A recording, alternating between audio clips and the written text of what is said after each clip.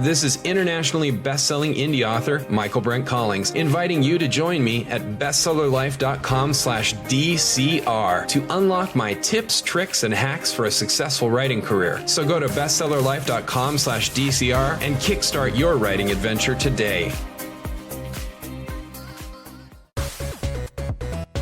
This is Daniel. And this is Krebs. This is Alton. And I am Matai. And you're listening to Dungeon Crawlers Radio, the greatest geek podcast out there.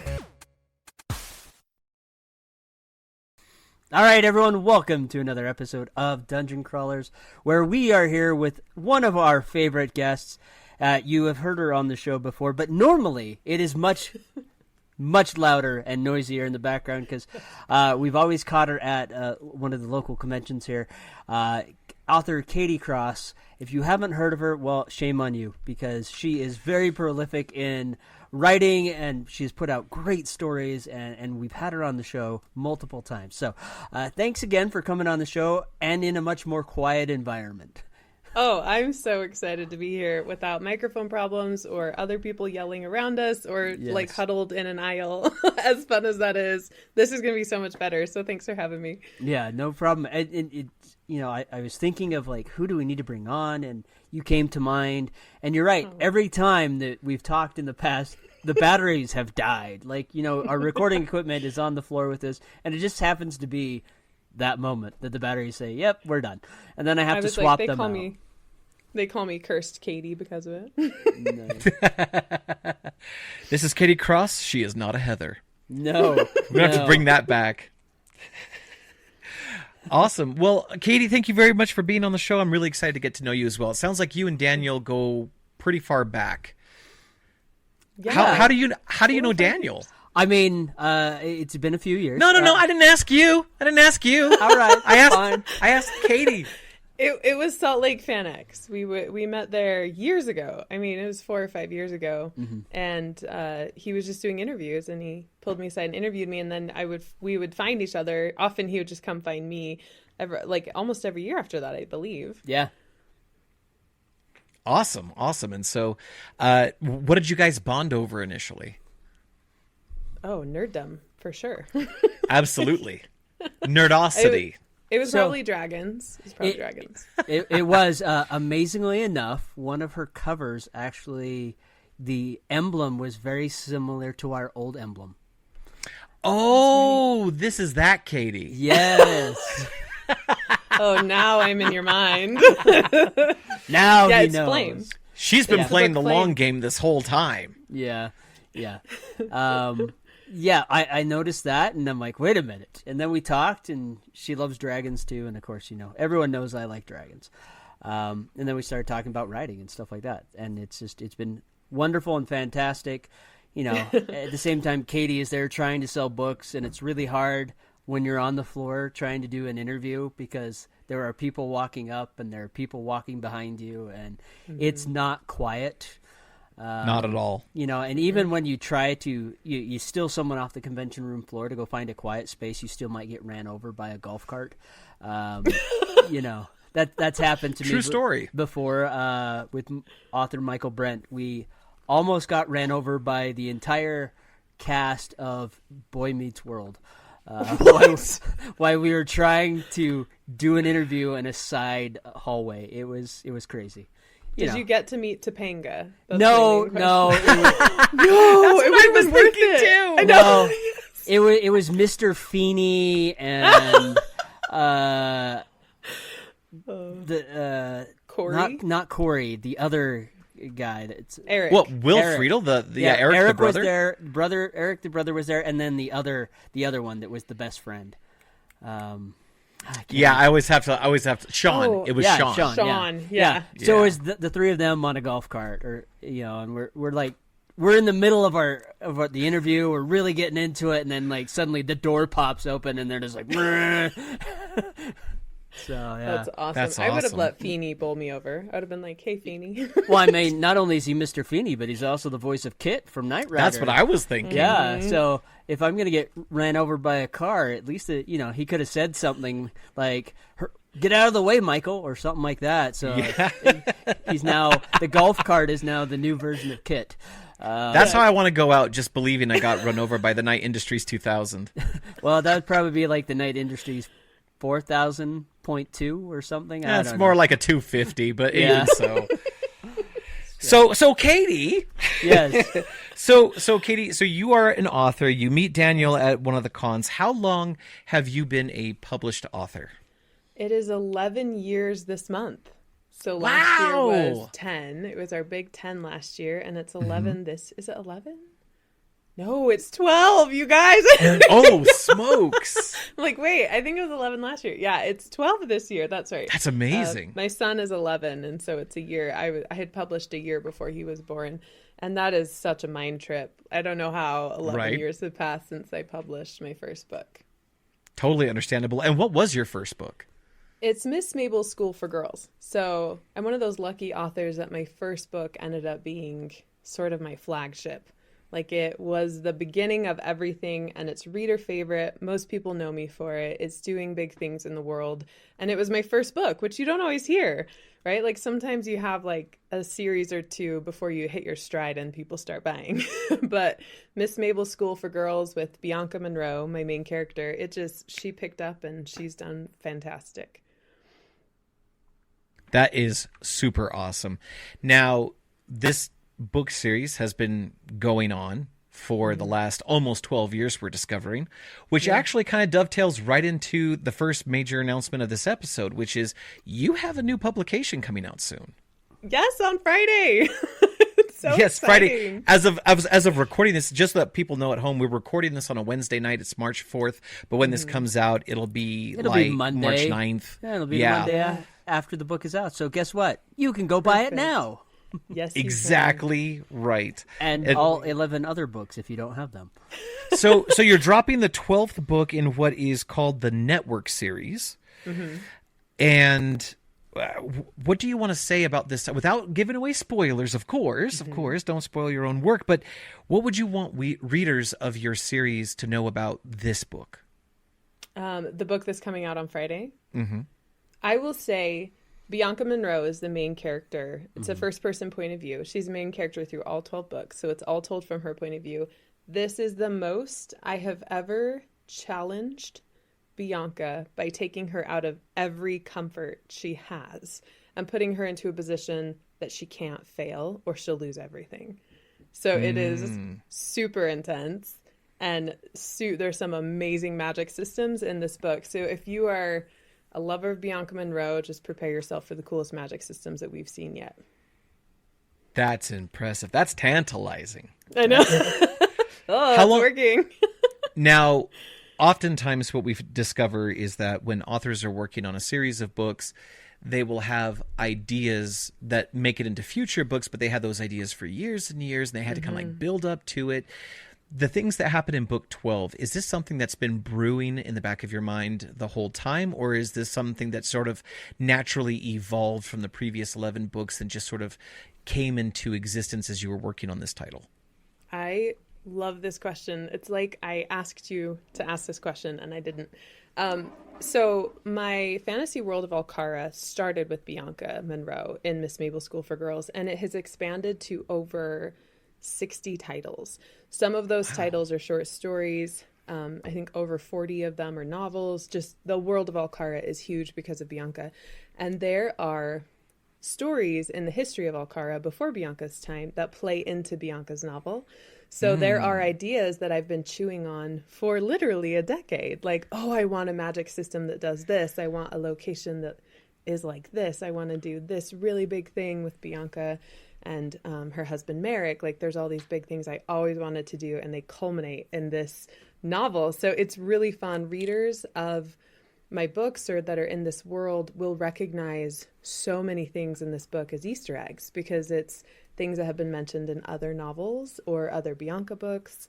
It's like a big, fun culmination of all of Alcara and not just Bianca. So it's like this huge deal. It's a huge, huge, big launch. That's amazing. So, okay, you've been writing this for a while. There are short stories, there are novellas, there's all this story that's all feeding in to this 12th book that is out there, which, again, folks, go buy all of it. You've been writing, like you said, for 11, almost 12 years, which sounds like you started at the same time I did. I started in 2015. Okay, yeah. Yeah, so you've been writing, all these stories are percolating, everything is coming to a head. It seems like you've written the book, it's ready to go out Friday. What does that feel like with all these strings that you've been pulling for the last decade or more that are now culminating in this single book? Well, it felt fine until you put pressure on it. Uh-oh. Just kidding. I'm just kidding. To be honest, I have launched so many books that by the time a book launches, I'm already like head deep into the next one or several other ones. And so I'm not actually thinking a lot about this except for just excitement for the launch day. So before we popped on this interview, I was planning my day tomorrow and I was so excited to write launch prep. So I have like an hour or two of launch prep where I'm just like getting everything finalized, making sure it's perfect, like all emails are tweaked. I've got the social media, the party stuff. I'm like meeting with my readers on Friday. And that, I think I just get that excitement of like, we're doing this again. This is so fun. With this book specifically, because it culminates all of those things, like I told you, there's definitely been some hesitation around how is this going to be received? Because it's not like Bianca really is in it, right? Like it's really hard. It's a really hard situation. And it's not an easy thing that she has to figure out with these. She has these dark magics that she has to bargain for her life and Merrick's life. So I've been curious what the reception will be because it is pretty intense. But my readers are used to that, so it'll be fine. Yeah, I mean, I think you can only put heroes into the same situation over and over until it kind of gets stale. So the fact that you're actually like one-upping this and putting her into a situation that she's not comfortable with, that she's not used to those type of things coming up, this sounds fantastic and wonderful. And I've seen a lot of authors have done that recently with characters that have been in a longevity type situation. Jim Butcher did something very similar with his last book that just came out 12 months. Very different from what we've seen in the past. And I think that's how you keep breathing new life into characters like that. Yeah. And not only that, I don't know if people noticed this or have caught this in past interviews or in what Katie just said. Katie's the one that's also publishing these, is that correct? It's all you. Yeah. And not only are you writing, you're doing all the marketing, you're doing all the publishing, you're finding, the artwork for the cover. You're probably also doing the formatting. Like this is a all you thing. And you're doing it well. And so a lot of people, that's a great thing about now is you don't really need that publisher part. You can do it by yourself and you can do it really well, probably even better in some cases. So the fact that there are 12 books just here in this series, let alone all the other stuff, folks, she's doing this on her own and she's planning it out. This is wonderful. And not only that, it's great material. It's great content, and these books are fabulous. And with that in mind, you've been doing this for over a decade. You're having, you've got dozens of published pieces of work now. What is the core piece of guidance that you would give new authors who are also attempting to self-publish? Oh, good question. I love this question. Because I'm going to say what I never ever heard anyone say when I was like in that position and I was like seeking wisdom. And I'm going to say, pay attention to your mindset. Because I've learned over the last 12, 13 years that I've been doing this professionally, like everything is mindset. And the faster I got on top of fear and imposter syndrome and fear of failure or fear of judgment or fear of success, the faster I started like pinning those down and getting rid of them, my career changed irrevocably in response.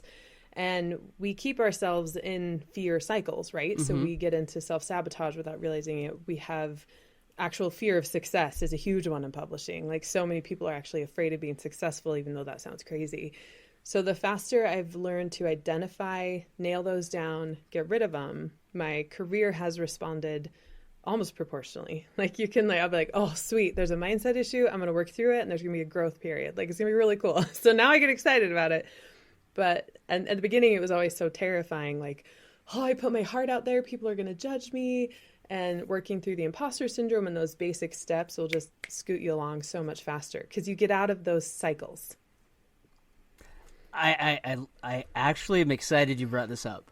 You know, because Yay! there are like, okay, Game of Thrones still the final book still has not been written. You know, George Probably never R.R. will be. Martin and Let's be probably honest. won't. He's constantly stuck. You know, he's in that kind of fear. Like, okay, I've written this great series. Like HBO made a big deal out of it. How do I write the final book where everyone's going to be happy? You know, and that is a mindset that I've found that a lot of individuals have come into. Christopher Paolini had Aragon hit and was huge at 17. How do you come back from that? What happens if the next book sucks? You know, and so I really understand that fear is a real thing because when you're writing, it is a piece of you. It's a part of you. Your heart's in it. Your emotions are in it, and you're putting it out there for the world to judge. And what happens if they don't like that? And I like the fact that you're like, you got to work through that. You got to let go of that fear. You got to, let go of the imposter syndrome because I know I've struggled with that. I know other people have struggled with it where they just think like, because they're comparing themselves to someone else. And that person has had either a lot of success or you idolize them. And it's like, well, I don't write like them. Well, that's the truth. You don't. And so someone else will, someone else will like your voice. They will like your characters. They will like the story you're weaving. And you don't want to be a duplicate of someone else. You have your own stories. So I really like the fact that you're bringing this up. Now, what were some of, before I hand it back over to Josh, what were some of the key components or tools you used to let go of that fear or get out of that? Those negative mindsets? So my friends are the first line of defense. I have friends that I can call. I did this the other day with my friend Jeanette. I called her and I said, I hardly ever call her. So she answered. She's like, well, when you're calling, something's up. And so I say, I will literally take only 5 minutes of your time. I think I'm having a mindset issue about something. Can I just spit it out to you and get your quick feedback? And she was like, sure. So I can't even remember what it was. But I remember saying, this is a situation. This is what I'm afraid of. And this was going to be my response. What do you think? And she's like, I think that's a fear-based response because X, Y, Z. And I was like, oh, I never thought of that. You're right. This is like where I would have held myself back. So I have like really great friends I can do that with. And I actually use, this may or may not be controversial for some people, but I've tried using AI for like, hey, this is a situation. I'm afraid of this. This is the decision I'm going to make. Is there a better path? It doesn't mean it's always perfect, but usually I walk away with something to think about, or even just writing out, like, I am afraid of this, or I am doing this, like, it's all about bringing awareness, whether you're doing that with a computer, a friend, a journal, talking out loud on a hike, which is what I do sometimes. I think the most important part is just like bringing out that awareness and then dealing with it however is best for you. Some people don't want to talk to others. They need to be in their head to figure it out, and journaling is better. Like, I think as long as you're putting your eyes on it and then working out from there, everything works. Yeah, I don't think using AI in that way is a bad way. It's No. not like it's writing content. It's just like, hey, this is my thought. And it's feedback. If you can't talk to someone in person, it can give you some sort of feedback so you can think through the process. So I think that's more than reasonable. So. I think sometimes it's annoying because it's so affirmatory. Like, oh, like, so I've even said, like, I don't need approval. I need like thoughts on this, right? Yeah. Like, I don't need you to tell me I'm an awesome human. I just like need someone to like tell me, like, what are your thoughts? Do you have some other way for me to think about this? This is my mental map. Is there a better way? Yeah. So yeah, I like it. I think it's a good use of the tool. Yeah. The affirming part of it can be annoying. You're definitely right. Oh, so annoying. Like that's really rare. Is it? No. Yeah, that's really rare. It's amazing that you are thinking of these things at this time of your life. And it's like, yeah. It's ingratiating itself like Bib Fortuna at Jabba's palace. Yes. That's spot on. So while you're writing, what are the moments when you're in your flow and you just like, man, what happens? Is it like you suddenly get excited, or you're like you stand up, start jumping up and down when it just feels like, wow, I just wrote the most incredible scene ever. Like everything is going in this moment and I can't stop. Is there something you do, or do you finish and then you do something? What happens there? This is fun because it dovetails into the previous answer I had. So, yes, I absolutely believe in flow. Mm-hmm. I do think that happens, but I don't necessarily think, and I should just speak for myself, I don't have to manufacture flow. So I've heard some people sort of be like, well, how do you get into flow? How do you keep flow? How do you do this? And it feels so awful. Like there's rules and like rituals. And for me, and I don't want to demonize that at all because we are all different. For me, I was like, I'm never going to get into flow if I have to have a candle and like all of this stuff, right? Like that's just not going to work for me. So I decided, well, this is probably a mindset, right? Like I can choose to be in flow wherever I want to be in flow because I'm excited about the story.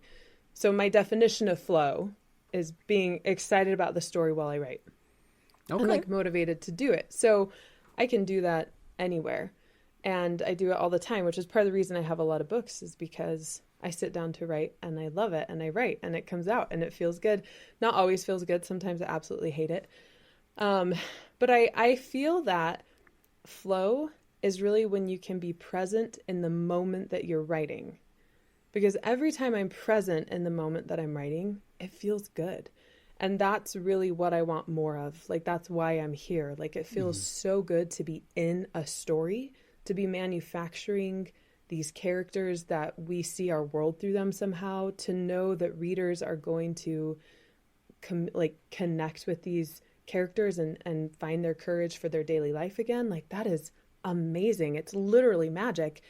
So being in that moment, present with the story, I just feel like flow happens so quickly and so easily, right? It's like for me, I'm able to kind of decide and then be in it, which is ideal because I'm a mom, right? I've got a 7-year-old, a 10-year-old, so many dogs. My house is falling apart. So I'm literally typing in the car. Like the only writing I got in today was huddled in my Chevy, like typing while waiting for my kids to come out of school. And it felt so fun because I was writing. It was so fun. That's such a great, again, the theme here seems to be mindset. That's such a great mindset because for some people, the writing is the work, or the writing is the commitment, or the writing is the, for some it's a chore, but it's also a mission, right? Yeah. And for you, it's a joy, it's a fulfillment, it is something that elevates your life experience. And I think that's a powerful thing to have. So for those of us, and by us I mean me and other people, who have yet to crack the first book, Miss Mabel's School for Girls, you mentioned that the world of Alcara, there's been so much world building done across multiple short stories and novels and such. Yeah. Where would you suggest they begin? So it depends on how you like to read. If you like to read in publication, I have fans that like to read from where the author started and then go through because they like to follow the author's writing style over time, right? Or if you like to read based on the world timeline. So if you want to like start at the beginning of the story and then move through, there's 2 different starting points. Miss Mabel School for Girls is the best place to start if you want to do publication order. We actually have on my website, we have a reading order list that will take you through each individual story. So you can just kind of scoot through them without getting overwhelmed. But if you want to start at the beginning of things, I have this series called The Historical Collection, and it's a series of 6 standalone novels. And they all of them can be read at any time, and they all take place in the history of Alcara. So each character may have been mentioned once or twice in the main series. Like Bianca's thinking about a historical figure that gets their own novel. There's like a flying rug that's a big character that gets an origin novel that launches in June, that kind of thing. So there would be a couple of those you would start with for the timeline, because you're going to go back in time like almost 2,000 years before Bianca and start reading through. So the first book would be The High Priestess, which is a standalone kind of romantic novel. That's awesome. Those are great suggestions. I'm going to do one of those things, and I'm going to be very excited about Yes. it. I actually, I'm going to skip the next question, but I kind of want to share it with you just so you know what I was going to ask, but we don't have to answer it. Have you ever heard of the Machete Order? No. What's this? In Star Wars, shortly after the prequels were released, someone came up with something called the Machete Order. What they realized was that you could watch A New Hope, Episode 4, followed by Empire Strikes Back like you normally would. But then after the grand reveal, no spoilers here, folks, after the grand reveal in Empire Strikes Back, you would then go and watch the prequel episodes 2 and 3 as flashbacks. And that would set you up for the grand finale, which is episode 6, Return of the Jedi. It also is called the Machete Order because it very conveniently and appropriately cuts out episode 1, because they discovered that you could remove episode 1 and it has absolutely no bearing on the story at large for any reason. Unless George Lucas had his way. George Lucas had his way, and you know what we did? We cut out episode 1. Well, 7, 8, and 9 were Maul was supposed to come back as the main. Yeah. villain. Well, But 7, 8, and 9, we were supposed to get Admiral Thrawn because That the is Heir to true. the Empire series is the true 7, 8, and 9. Yeah, that is true. Yes. I'm waiting for Sebastian Stan and the rest of the crew to get together and let's do 7, 8, 9 like the way it was supposed to be. But that's another episode for another time, and it's That not is. about author Katie Cross. Anyway, the question I was going to ask you, and the reason I brought up the Machete Order, if you had to apply the Machete Order to your world of Alcara, what is the sequence and minimum number of books people could read and get the most out of the story? Oh my gosh. I know, and since you have like there's- 67,000 there's books. so many titles. Yeah, because there's so many titles. I would say like minimum viable product here for a Machete Yes. Order. Then we would cut out an entire 10-book series. We would do a trilogy, a prequel, and then the Bianca series. So it ends up being about 16 novels. And that cuts out kind of all the ancillary stuff. So we would do the Dragon Master trilogy first, because that origin story explains basically Bianca's story. And there's a prequel between the two called Mildred's Resistance that ties it all together as you like go into it. So minimum viable product. Probably those ones. I'm a gabillion% in now. Like, Yes, done. This is how I want to do it now. This is going to be Yes. great. Now, are any of your books an audiobook or not yet?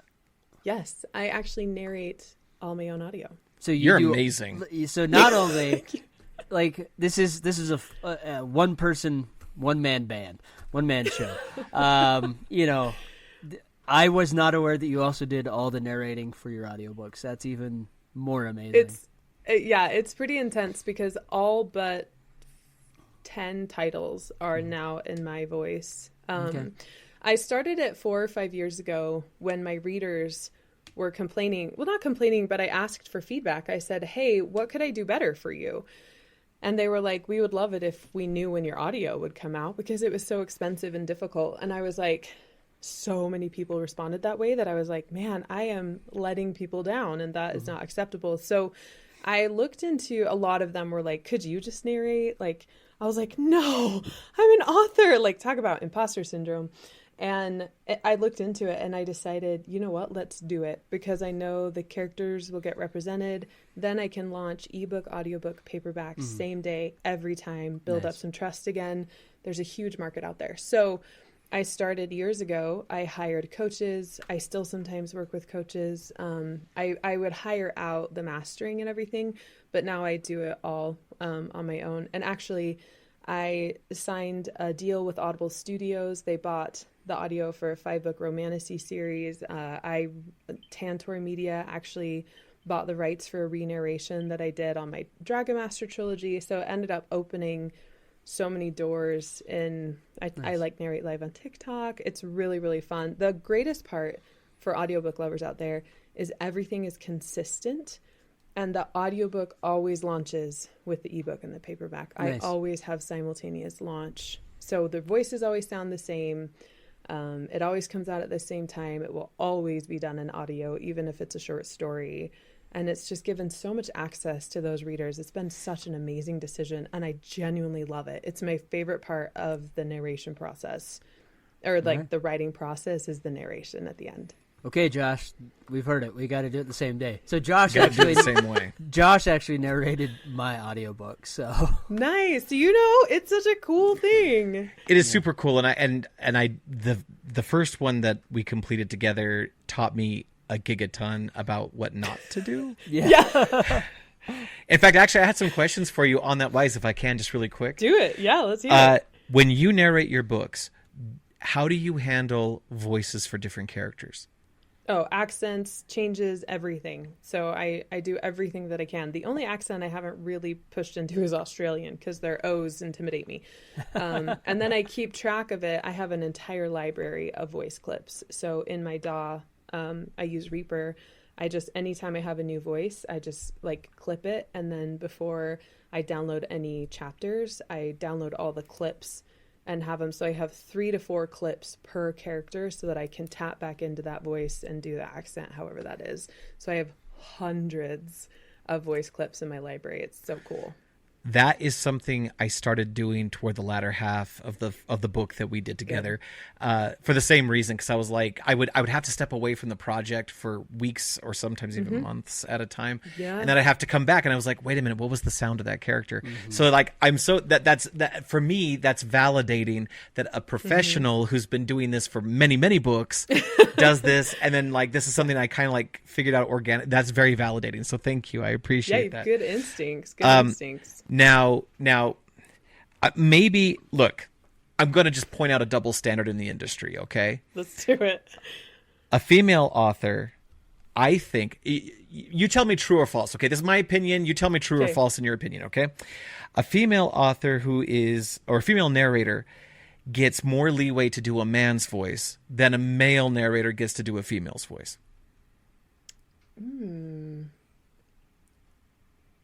I don't know. Do you think the audience is more or less forgiving or not at all? Way. I don't think I've heard that. I think it depends on the narrator. That's and true. The genre. And the genre. Like, that's true. Michael Romanticy is very difficult to do. Michael Whalen gets away with it. James Marsters gets away with it. Jeff Hayes. Yeah. He does a great Princess Donut. I'll be honest. There are a few male narrators that just can't pull it off. It's That's bad. true. That's true. And I think the same way with female narrators as well. Sometimes they can pull off some really solid masculine sounding characters, and sometimes they can't. It just depends on them. Like Kate Redding, she's fantastic, but I don't think she does a great job when she's, portraying a male character. Unlike her husband, Michael Whalen, he does the opposite really well. The sound of her voice just comes through too closely, in my opinion. Now, someone may have a different opinion of that, but I think it can go both ways. It just depends on the person. I feel like we could do all. Oh, go ahead. No, sorry. I was saying I've never had that question posed to me, and I've never actually thought about it. Because in my head, when I'm listening to an audiobook, the only thing I care about is consistency, and it can't be too annoying. Like, the That's voice true. can't be too annoying. Like, I have forgiveness for men and women doing that opposite gender because I get it. As long as that character is consistent, I'm happy. But I can see how some people are never happy. So well, that's true too, right? I suppose maybe it does just come down to, like, does the narrator respect the source? Are they being melodramatic and campy, or are they trying to do justice to the character, right? And so maybe there's some of that too. So this is fascinating. I didn't expect to go from like writing books to narrating books, but this is very, very cool. This is very educational for me. I'm getting free advice right now. So anytime. That's great. That's great. The audience will join us again in just a moment. But anyway. No, I'm sure there's some people out there that want to know this stuff too. For sure. Yeah. Professor Krebs is in. Yeah, exactly. After this conversation, I have no doubts that there are numerous people listening to this episode who would like to meet you in person, and there are a couple of places where they can do that in the coming months. What public events do you have coming up? So I will be at MizCon in Missoula, Montana, which is near where I live. I love doing that when it's here. I will also be at Dragon Con in Atlanta, Georgia, at the end of August, early September. And then I remembered, I think I'm doing a Halloween expo in Spokane, Washington. Oh, nice. And I think that's it for this year. I was trying to keep it, as sometimes I'll do 6 or more events a year. I think there's just 3 this year. But yeah, come find me if you're at any of those. I always have a table and a booth where I'm selling the books. Yes. And then where is the best place that people can go to buy your work? My website is going to get you the best deal. It gets you a reading order list, and it has extra swag and really fun stuff. So it's katiecrossbooks.com. All my books are available on all other retailers except my Romantasy. It's only available on Audible and Amazon right now. But other than that, if you're a Nook reader, a Kobo reader, whatever you got, my books are everywhere. And that's Katie, Katie, crossbooks.com. Yes. Yep. Okay. Awesome. And I'm guessing they can just look you up on social media as well, same way. Or your website has links to it. Yeah, TikTok, Facebook, those are my main ones at this point. Just look for Katie Cross or Katie Cross Writer, Instagram. There should be links on my website too. You can get actually Miss Mabel's School for Girls for free from my website. Just shoot me your email and I send you the ebook and audiobook for free if you want to try it out. Whoa. Yeah, so then you can hear my voice, see if you like it, and then there are 12 Bianca books waiting for, or 11 more waiting for you if you want them, if you like the first one. Krebs is already running for it now. I know. He's like, whoa, I'm sold. No. Free books. Yes, folks, again, pick up your copy. Katie's work is fantastic. As you can tell, she's tons of fun to talk with, which is why I've always gone back every year.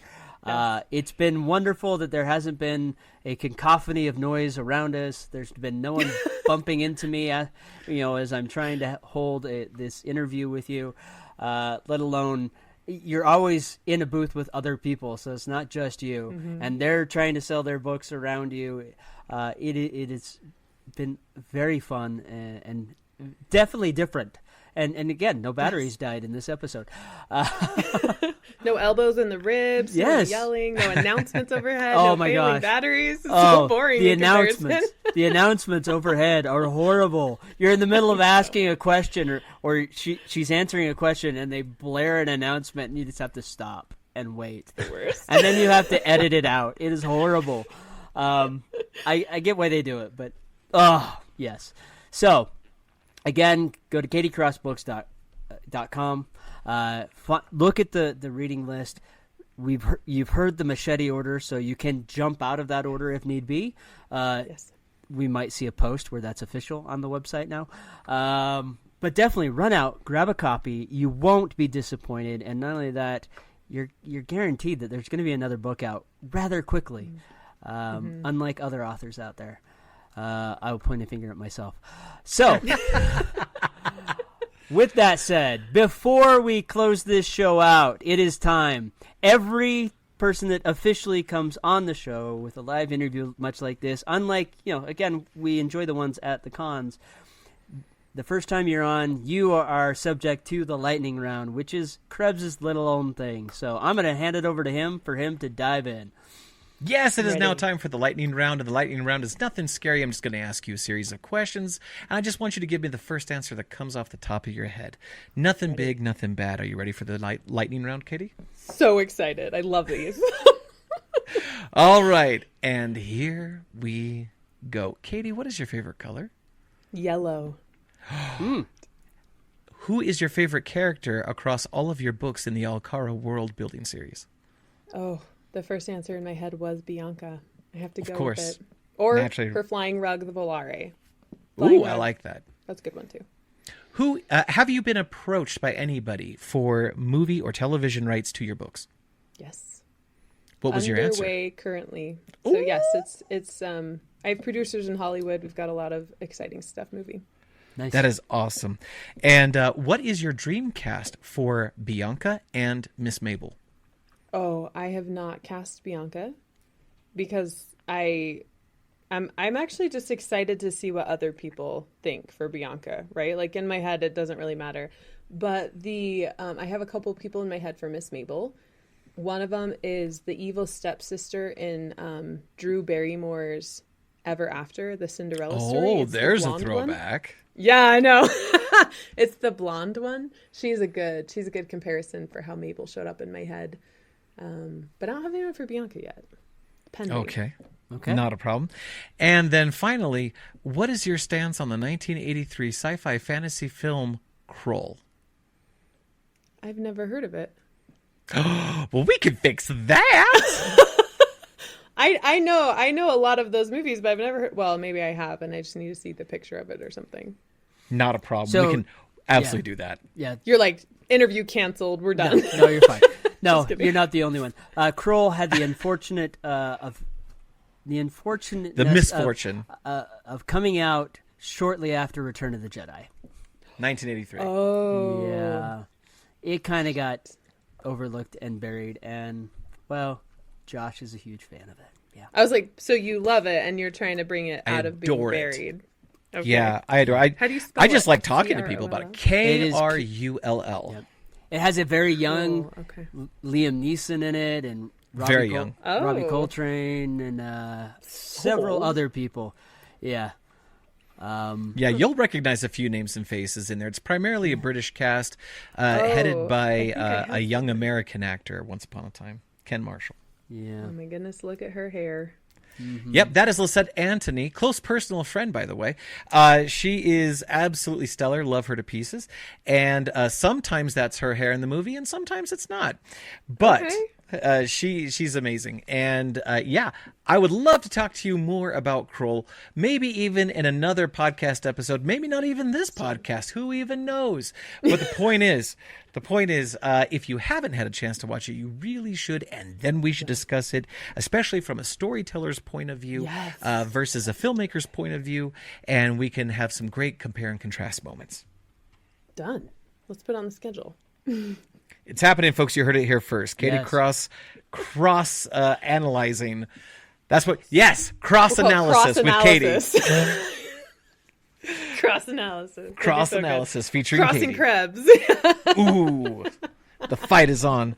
So, Katie Cross, thank you so very much for being on Dungeon Crawlers Radio. We really appreciate your time and all the insights that you gave us into what it's like for you as an author, but also kind of helping those who are struggling to maybe get their works done. I think you've done a great service for them today. So, thank you very much for being here. Yeah, thank you for having me. It was so fun. Yep. All right, folks. You've heard it here. Yes, Krebs already threw it out there. There's some really great pieces for those that are inspiring authors, those that are still writing, that maybe have a few works out that are just struggling, or even those that have been at it a while. There's some really good insight here. Again, rush out. Get your copy of Katie's books. They're fantastic. They're wonderful. And with that said, we'll catch you next time. And Dungeon Crawlers, tell your story, whatever may come. And always remember to be epic and don't suck.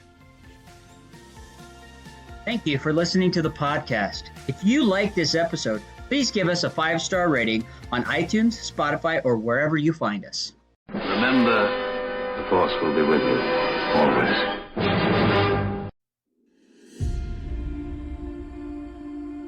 What happens when modern magic, high-tech weaponry, and an unstoppable dragon collide? Find out in the epic audiobook of A Dragon's Fate, brought to life by Daniel and Krebs.